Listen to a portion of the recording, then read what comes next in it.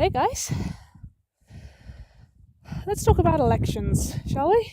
Specifically, let's talk about British elections.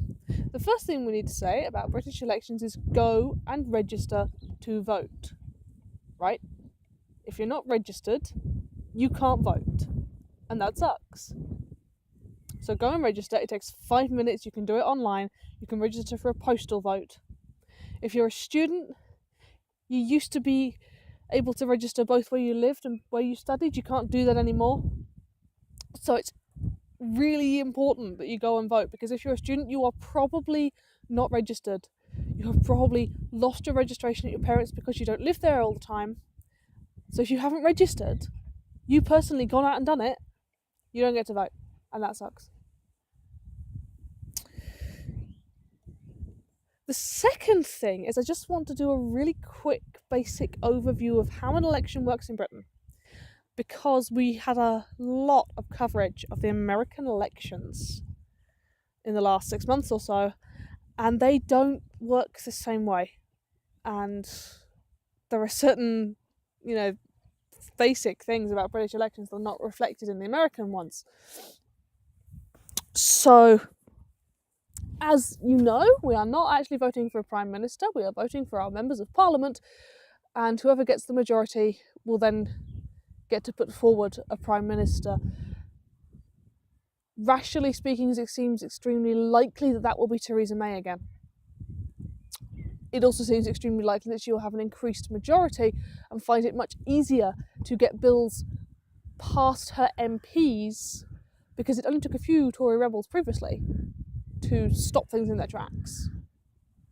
That happened a bit with one of the Brexit bills, and I think that kind of put the wind up them. I think that scared them a bit. But it seems very likely that she is going to be our Prime Minister again. But we're not voting for her. We are voting for our local MP. All of us are doing it at once. That's what makes a general election instead of a by-election.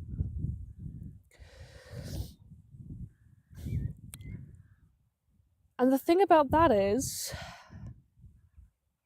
I have a very, very straightforward position on what our voting strategy should be. And by us, I mean all right-thinking persons.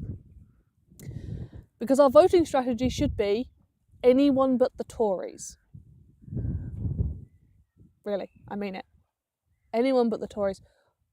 Hold your nose, close your eyes, and vote for whoever in your constituency has the greatest chance of being a non-Tory MP. Go and look at last time's results. They're from 2015, it was not that long ago. Go and look at them. If the Lib Dems came second to the Tories, vote Lib Dem. If Labour came second, vote Labour. If you're in a district with, a constituency with a strong SNP showing, go vote SNP. Vote for anyone whose ideology does not encourage them to kill us. Because we are dying. We are starving to death. We are being found fit for work and then dying. We are being pushed out to the margins of society and left to rot. And that is the Tory ideology. That is how they like things. That is their idea of how the world should be organised.